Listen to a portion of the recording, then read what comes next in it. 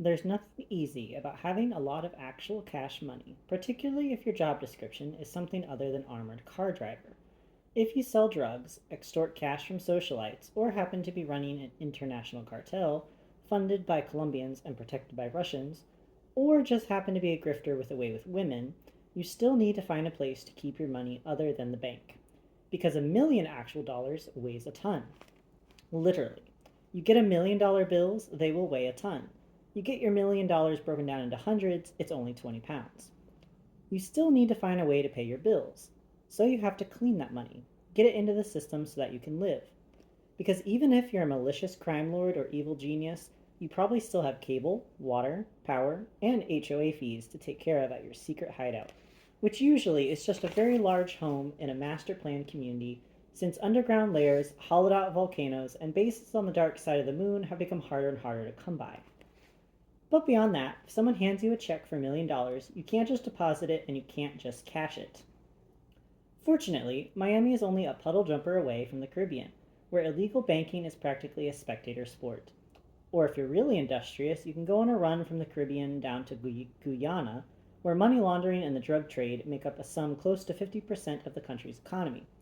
So if you're a drug dealer, have a few $1 million in American cash, and the ability to set up a nice shelter corporation, say a timber company, which in Guyana is the favored business of drug dealers looking to get legit return on their dollars, and have a fast boat or a decent plane or enough contacts, you can do just about anything to get your money back into the US in a way that it comes back smelling like Tide. I had a pretty good idea that the money being moved around the perimeter of Cricket O'Connor's life is being cleaned by someone, somewhere. First rule of dealing with assholes: follow the money. When I was robbing banks for the IRA, it wasn't so difficult to move money, Fiona said.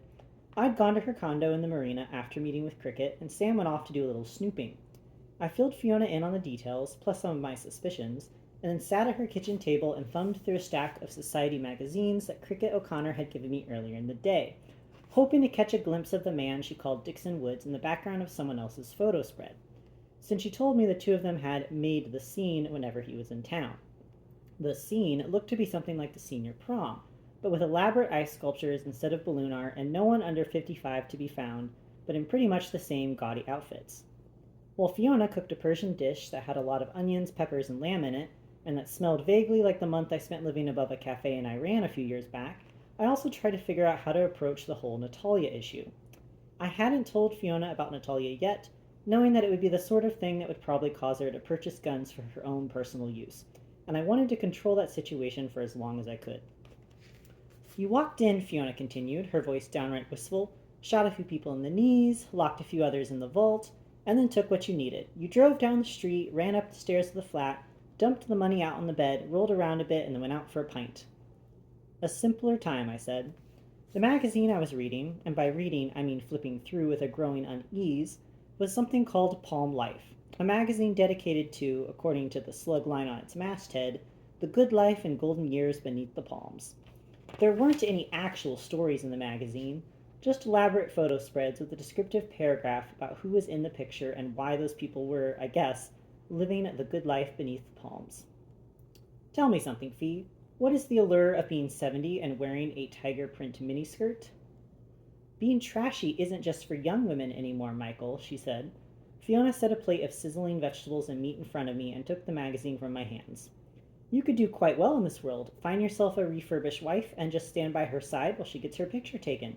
You need a better tan, though, and a pair of yellow pants wouldn't hurt, apparently. If that's the good life, I'll stick with whatever this is. It's funny how none of these women have any wrinkles, she said, flipping the pages. None that you can see. I ate a few bites of the dish. It was surprisingly tasty. When did you become such a good cook? Your mother and I are taking an online cooking class together, she said. She'd stopped on a double-page spread of a pool party at some mansion. There were men in Speedos who would have been better off in girdles. When I was a kid, I said, if it wasn't made from a box of macaroni and cheese or wasn't served in a tin-foil dish courtesy of Swanson's, it wasn't homemade. You're a little old to be blaming your bad childhood for anything, she said. At least not anything you've done since you met me. Fiona was probably right, but I'd learned plenty about being a spy by being a kid. First improvised explosive device I ever made was in the backyard of a neighbor's house after Nate and I were kicked out one evening for complaining about the culinary options. You want to blow something up but are afraid you just don't have the skill set? Go into your garage, grab some disinfectant. Better, if you live in a place like Miami, you probably have a high grade pool cleaner. But even if you don't, your local home improvement store does. Buy a gallon, grab some liquid soap, mix them together, stand back, you're done. Potassium permanganate and glycerin, best friends for young arsonists and prospective spies alike. You have children and want to get their attention away from their iPods, video games, and the internet? Teach them to blow things up. We saw our dad create that particular explosive concoction in the garage one afternoon by accident. It's one of my few good memories of him.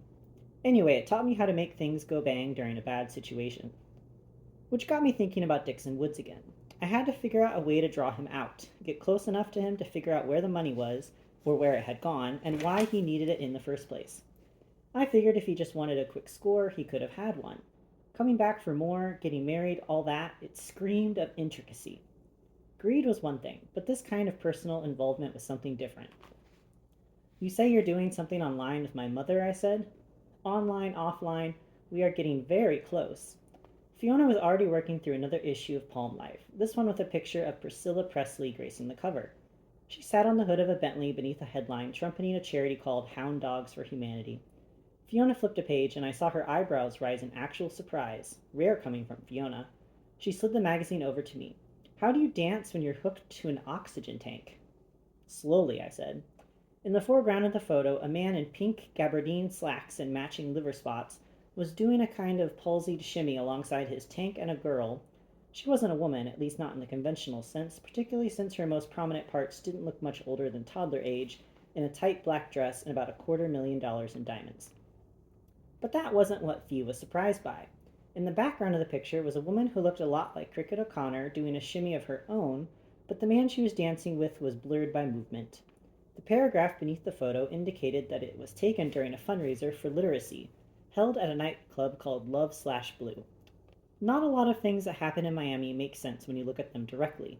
A benefit for literacy at a nightclub didn't even register on my egregiousness barometer. But the picture was a nice reminder. Scan the background, dig a little, you'll find the dirt you expected. In this case, there were likely hundreds of shots taken at this event, probably 24 of this one moment alone, particularly if the photographer had a sense of humor, and that meant there was a strong likelihood a photo of Dixon Woods, whoever he really was, would be in one of them, and we'd be able to start making good on one of my core beliefs, that people frequently do illegal things out of desperation and stupidity.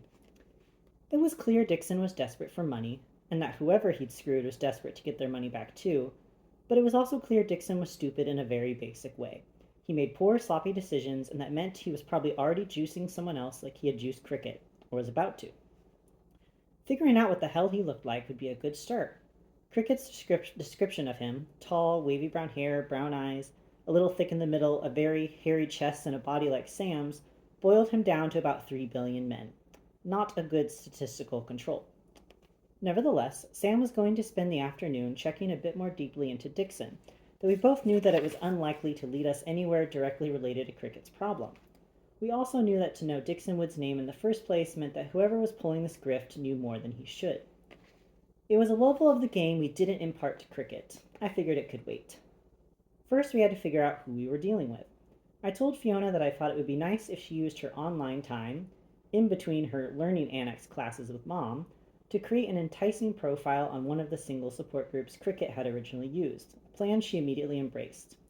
Maybe I'll get a bit of an eyebrow lift too, she said. We need to see about a photo, no matter what. The offices of Palm Life might turn up the evidence Cricket couldn't. Predictably, according to the masthead, the offices for Palm Life, which covered the good life of the golden years under the palms, were located in a fashionable neighborhood of Coral Gables, a good dozen miles from even a marginal life. I made a bet with Fiona that the offices would be surrounded by palm trees that not a single drunken couple had managed to desecrate, and that they'd be happy palms, unlike the ones near my mother's house, which have that sad dead look caused by too many fruit rats using them as their winter homes. I checked my watch. It was just past noon. Plenty of time to play dress up with the media folks. You feel like going on a field trip? I asked. Depends, she said. Are we stopping by the Hotel Oro first to exact some bloody revenge? I figured I had two choices here. Tell the truth or lie. The problem in dealing with Fiona is that either response was likely to end up with violence. Fiona didn't think fondly of Natalia, to say the least. She never really appreciated knowing anything about anyone I'd ever been with who wasn't her. Tended to react poorly upon meeting these women, tended to react with escalating anger, then violence, then protracted gun battles and high powered explosives. Best case scenarios involved the pulling of hair, gut punches performed with brass knuckles, car bombs, certain treaties being revoked. This situation, the threats against her, the threats against me, well, that was the sort of deal that would take some massaging, particularly if I wanted her to help me, which I would, eventually. Not quite yet, but soon. That turned out to be nothing, I said. Did you know that I have perfected the Palestinian hanging technique? I took a bite of lamb and peppers and chewed thoughtfully. This really is excellent. What is so interesting is that you don't even really hang. It's more like death by crucifixion, minus all of that awful martyrdom. A slow, excruciating death. Fiona took the fork out of my hand, stabbed a chunk of gristle that I pushed to one side of the plate, and then ate it, smiling all the while. This is lovely. You're right. Fee, I said. Of course, she said. I've been reading quite a bit about this new torture technique they're testing now in Pakistan. It's really very revolutionary. You take a conventional hotbox and you throw in a live electrical wire. As the humidity in the room rises from the prisoner's labored breathing, the air actually turns electric. Like a lightning storm in a room, only done it on rats thus far, but I'd be willing to bet that a human would make it work spectacularly. Fee, I said, listen, I handled the situation. Everything is going to be fine. A little issue of mistaken identity. But I cleared it up, and everyone involved is sorry that you were ever in jeopardy. They'd even like to buy the guns. That's so sweet, she said. She reached over and touched my cheek, and I thought, I didn't think that was going to work, especially that part about the guns. That was a real stretch. How am I going to make good on that? And then I realized that the touch Fiona was giving me was actually gaining in intensity, that she was now actually gripping my face, was digging her thumb into my jaw, was sort of affecting my breathing. Fee, I said, but it came out sounding more like flee because my jaw wouldn't open and my tongue's movements were impeded. Natalia Chaplin? Really, Michael? You're lying to me about her again? I have to hear it from Sam? I liked it better when Fiona and Sam didn't get along, kept secrets from each other, used me only as a sounding board for complaints and threats. For the better part of a decade, it was one of those points I knew would remain fixed. For the first month I was back home, I was fairly certain Fiona would shoot Sam, provided Sam didn't dime her to one agency or another, foreign or domestic. There was an incident several years ago. Money was lost, bullets were fired, flesh wounds were had, that left both feeling, well, distrustful of each other. Things have changed. Having them in cahoots makes things far less predictable, far more personally painful, at least as this situation started to present itself. I could have just grabbed Fiona's arm and flipped her over her chair, pinned her to the ground, put an elbow to her throat, and told her to believe me, but I didn't have time to have an entire afternoon of acrobatic, angry, vengeful sex with Fiona. Not that I didn't want to, not that I probably didn't need to, but that I couldn't. Vows have been made. Keep things less personal, more professional. The fewer nude exchanges, the better. I knew better than to engage Fiona physically. It never ended well emotionally, and I've been trying to be more neutral there. Search for ennui. Find inertia. Avoid foreplay at all costs.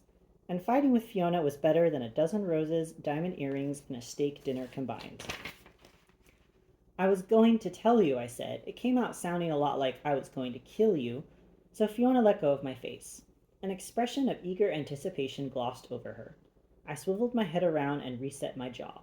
I have to admit, she did look pretty cute when she was ready to really hurt you.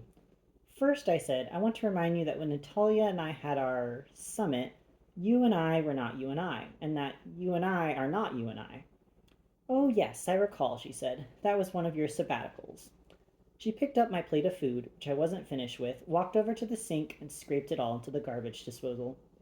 Fee, do you want to know what's going on, or do you want to fight about things that happened in the last century? I'm listening, she said. I'm also passing judgment, but don't let that stop you from spinning your little yarn. I told her everything there was to know. I didn't even leave out the part where Natalia told me I was looking good, except I tweaked that a bit to say she just complimented me on my suit and asked where I got my sunglasses. All the while, Fiona kept her back to me and pretended to clean her kitchen. As I neared the conclusion, I saw that she'd actually taken out several guns and was lining them up in an orderly fashion aside the drain board. The way the sun cut through the windows in her place made them shine across the room, so that I was nearly blinded by Fiona's passive aggressive nonchalance. What do you propose to do? Fiona asked. Well, first thing, I guess I need to find out why someone in our government is trying to get the Russians to kill me, or have me tried for treason, or just pegged as a drug kingpin, none of which seem like great outcomes.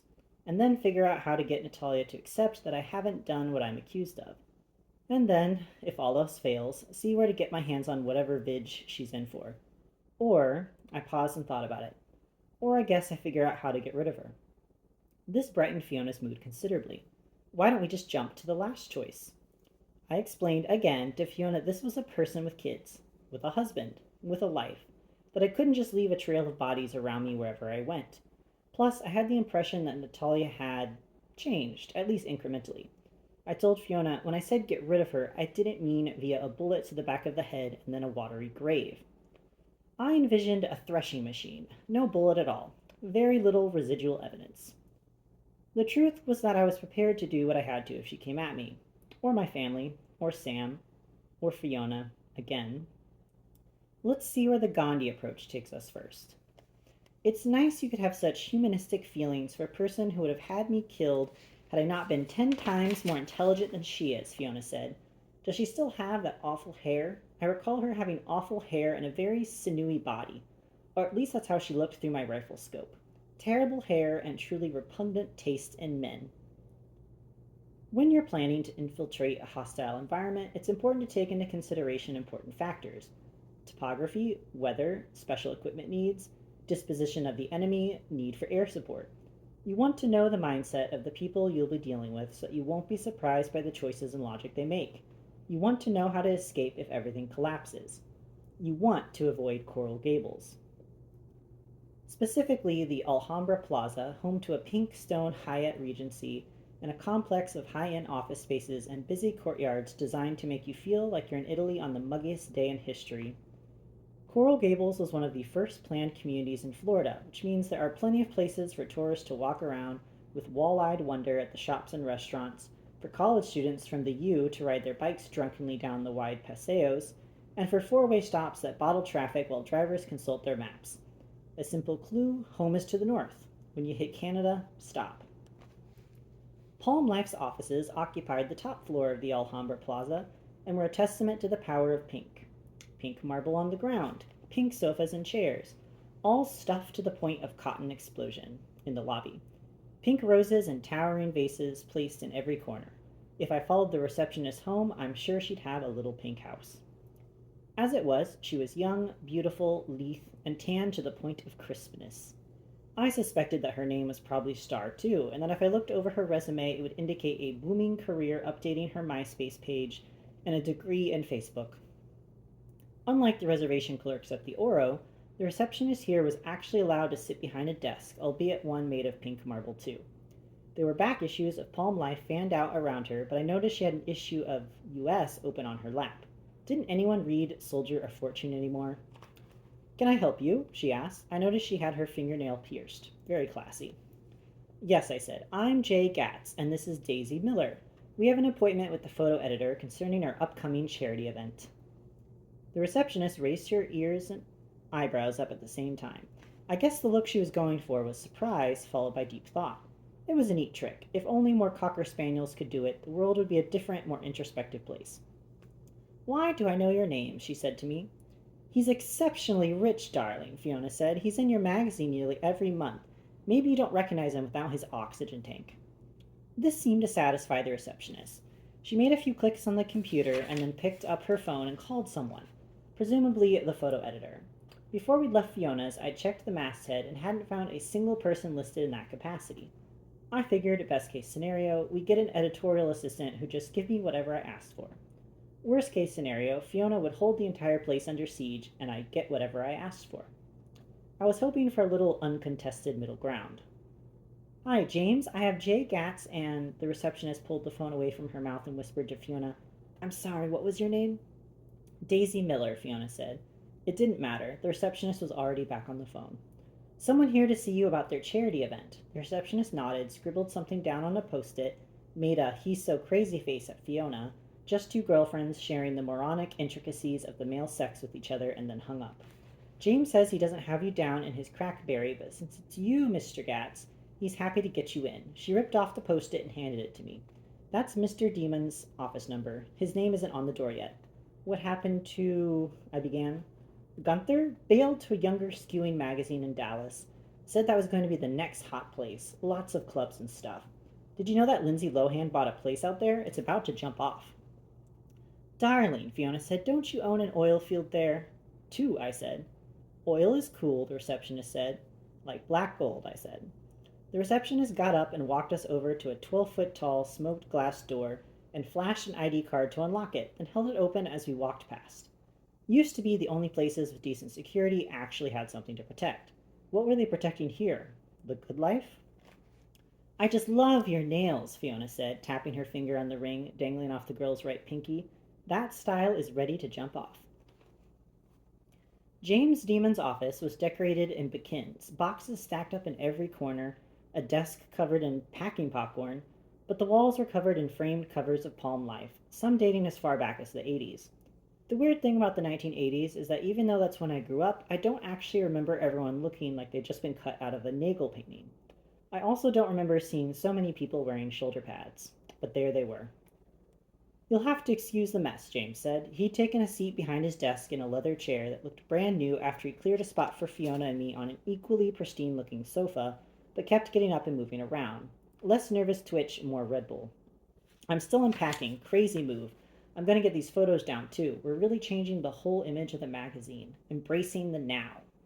He wore tight, narrow-legged jeans that had a strategic tear along the left hip that revealed a splash of too white skin.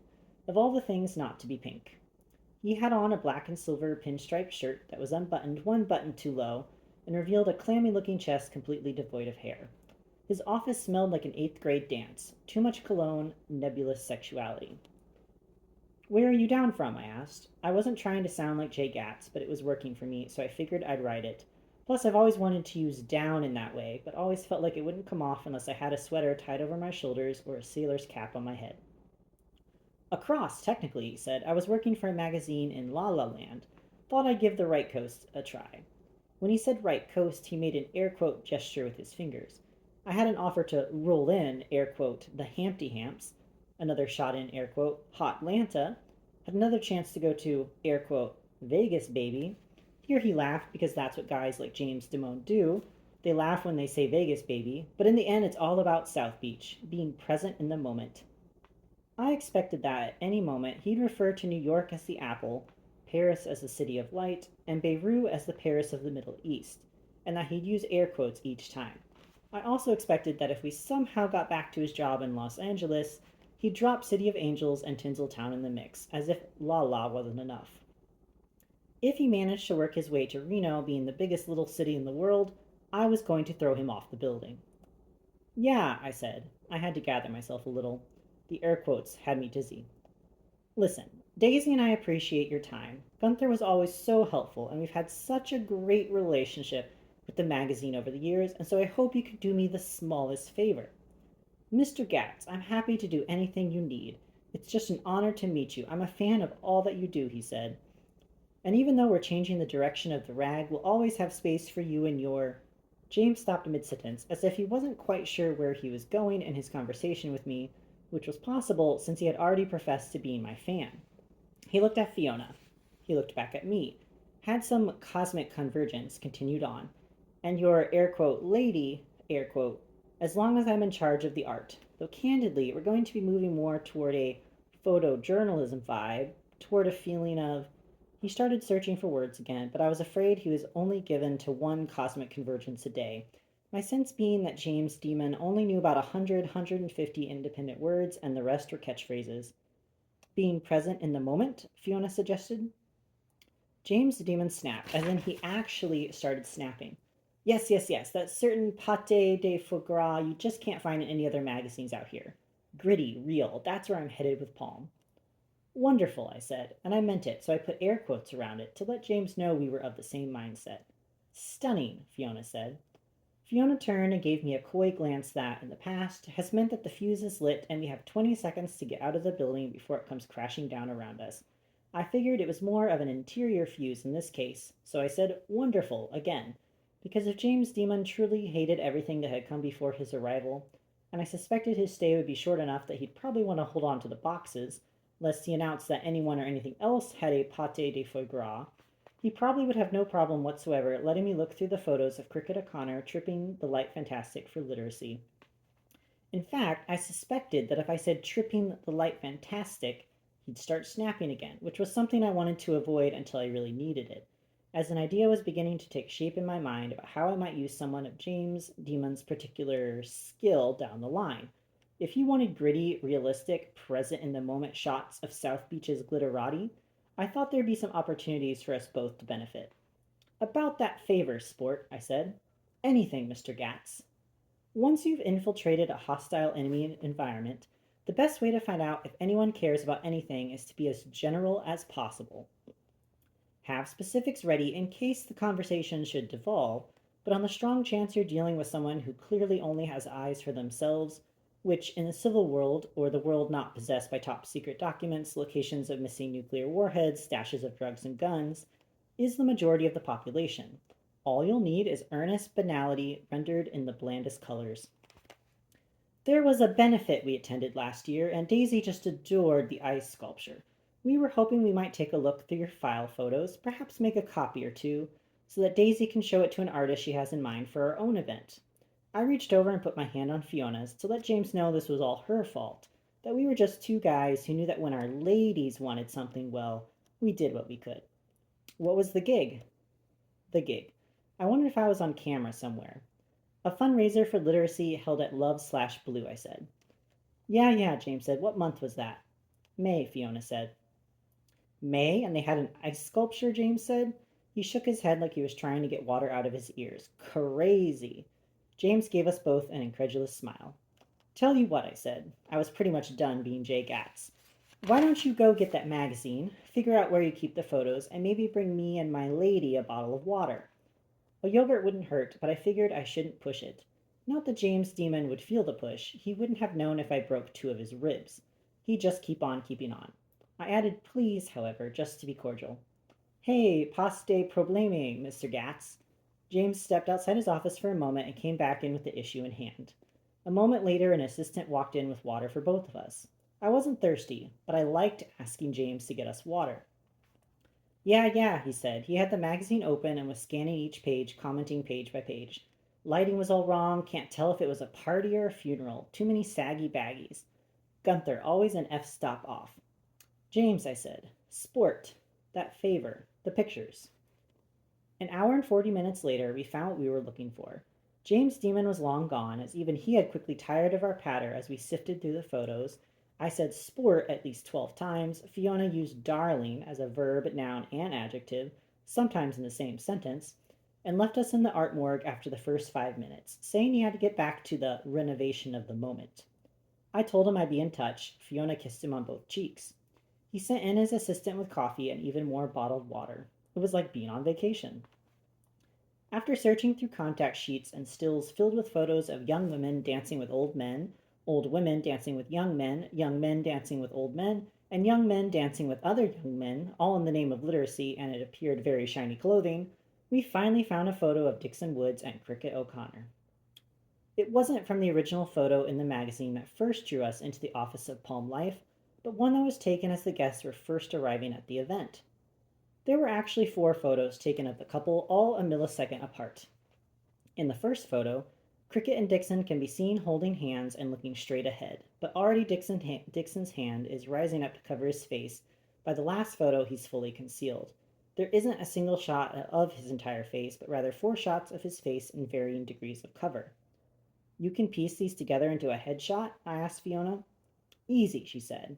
There was a more serious tone to her voice than I expected. Do you know him? No, she said. He's not Special Forces, I said, though he had his game down, at least in terms of photos. No, she said, he's not. I guess he wasn't even ROTC. Fiona rearranged the photos on the table, put a hand over Cricket, then over Dixon's hair, then again across his midsection. Is there a reason he'd want to buy guns? Fiona asked. Before I could answer, my cell rang. It was Sam. Mikey, he said, his voice a barely audible whisper, I'm in a bit of a situation. Where are you? Offices of Long Street Security, he said. He gave me the address. It was near the airport, just a few miles away. Armed? Them? You? Not enough.